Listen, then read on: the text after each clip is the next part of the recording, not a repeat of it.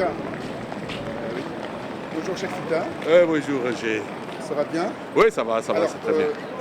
tu es à Paris, c'est intéressant de t'avoir à Paris avec nous.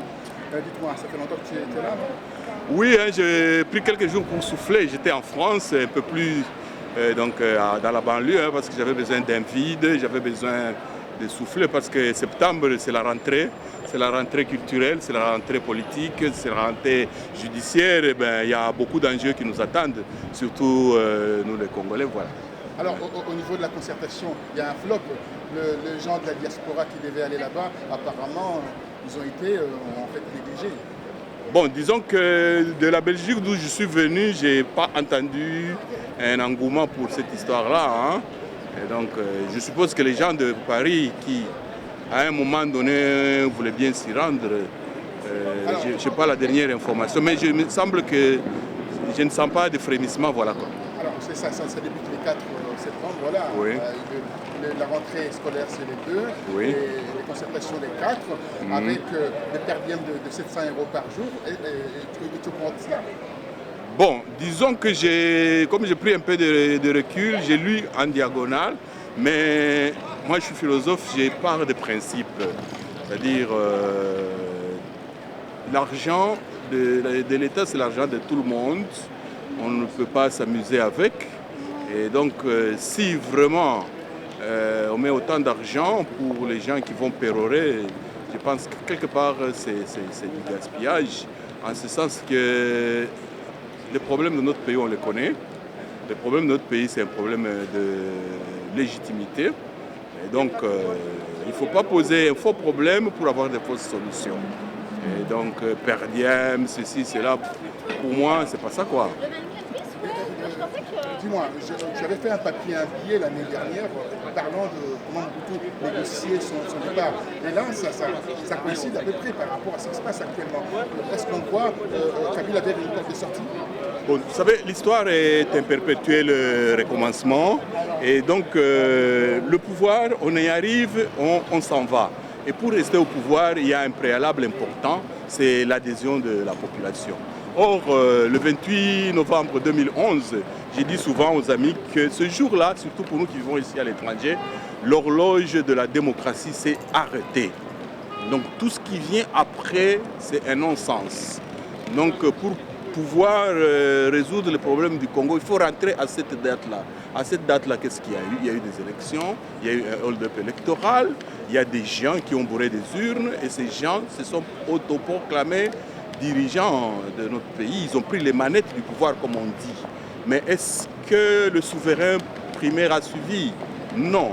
La preuve, c'est que, ne serait-ce qu'au niveau de la diaspora, on a vu qu'il y a eu un grand mouvement de la population.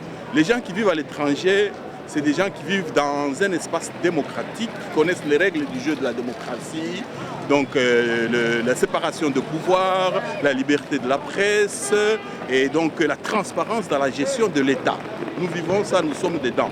Et donc nous avons un œil suffisamment averti pour pouvoir ce qui va et ce qui ne va pas dans notre pays. Donc nous avions vu ce qui s'était passé et je pense que le thermomètre pour le processus démocratique dans notre pays, il est ici.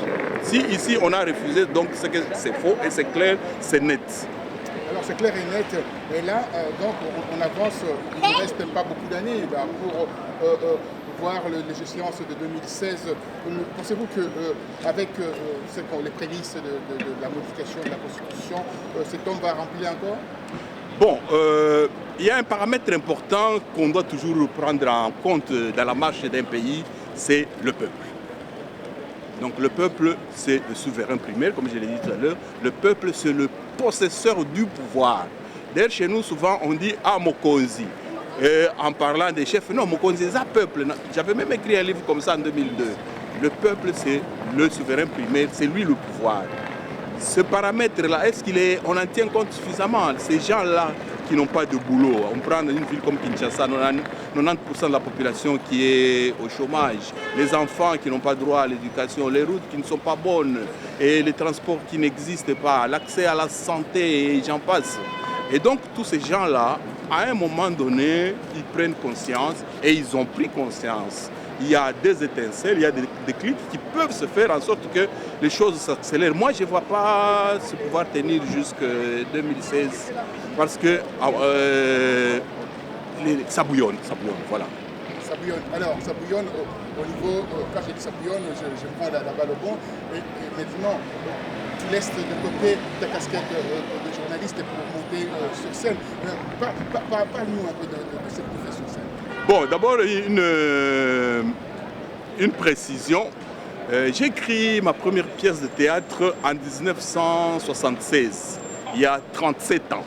Les gens pensent que je suis né d'hier, non, j'ai presque la soixantaine. Et donc, 2 ans après, il y a eu la guerre de Kolwezi, une rébellion comme il y en a maintenant. Moi, j'ai vécu cette rébellion-là.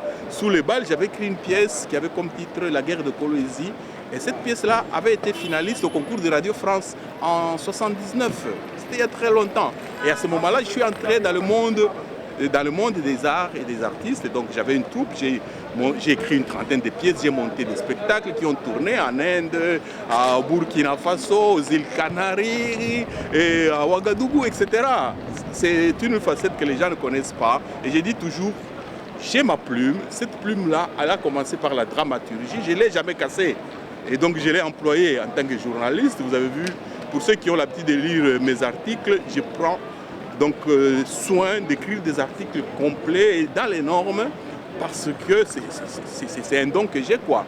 Et maintenant, avec cet engouement populaire, j'ai vu que nos enfants, nos jeunes frères ont pris conscience qu'ils doivent s'occuper de leur pays. Et nous n'étions pas très nombreux à l'époque, il y a 10 ans, vous vous en souvenez. Et donc je pense que j'ai un peu plus de temps pour écrire du théâtre, pour monter des spectacles, pour jouer, sans pour autant jeter la caméra. La caméra est toujours là. La caméra est toujours là. Alors, il y a une tournée, vous avez commencé, enfin, parce que vous, oui.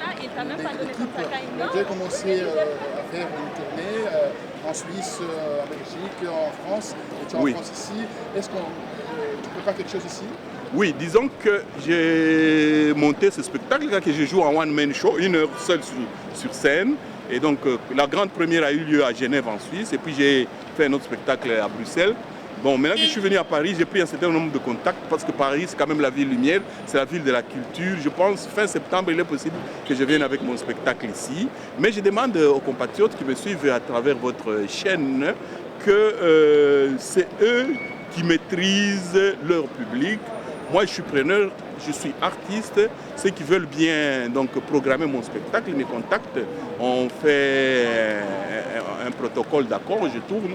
Mais bon, comme j'ai fait aussi des reportages à travers toute l'Europe, partout où vivent les Congolais, j'ai un réseau assez grand. Je propose progressivement aux compatriotes qui sont là pour programmer les spectacles. Et j'ajoute que ce n'est pas un spectacle pour rire. Hein. L'Isanga, pour ceux qui connaissent le Lingala, l'Isanga, ça veut dire l'union. Voilà. Et je pense que les enjeux actuels de notre pays nécessitent une grande union d'idées, d'énergie et de canalisation. Et donc le personnage principal que j'interprète dans ce spectacle-là pourrait donc interpeller plus d'un compatriote par rapport à ça. Et donc que les gens ne pensent pas non plus que j'ai écrit un spectacle par rapport à la situation. J'ai toujours écrit des spectacles engagés. D'ailleurs, ma première pièce, Morte avant terme, à l'époque, c'était contre les acquéreurs. Et la pièce avait été censurée à son époque, c'était en 1976-77. J'avais écrit une pièce qui avait fait aussi du boucan, Voyage au bout de la démocratie, c'était avant la chute de Mobutu.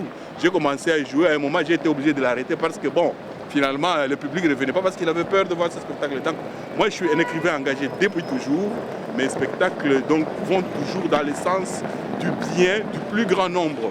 Parce qu'il est pénible de vivre sur un îlot de bonheur quand on est dans un océan de malheur. En ce moment-ci, mes compatriotes sont dans un grand océan de malheur et moi, en tant qu'artiste de théâtre, je suis en devoir d'écrire pour eux, de les sensibiliser, de les mobiliser.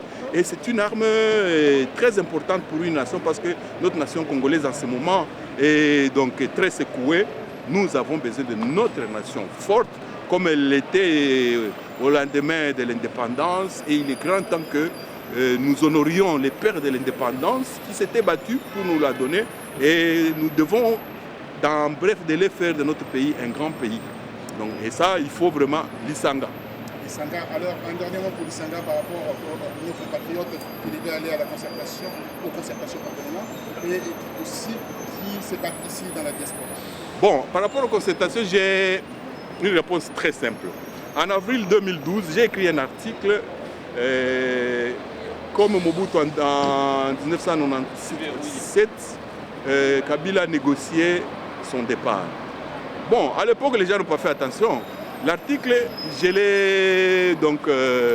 est sorti dans mon dernier livre qui est ici, je pense que je l'ai ici. Ah oui, Dieu merci, je l'ai. Voilà, mon dernier livre, il est là. Voilà. Donc il est sorti en octobre 2012. Et l'article est dans l'ouvrage depuis 1 an.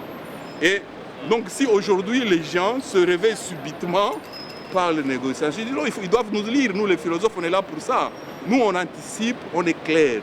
Mais quand les gens ne lisent pas et qu'aujourd'hui ils se réveillent, bon, pour moi c'est dépassé parce que le problème c'est celui-là.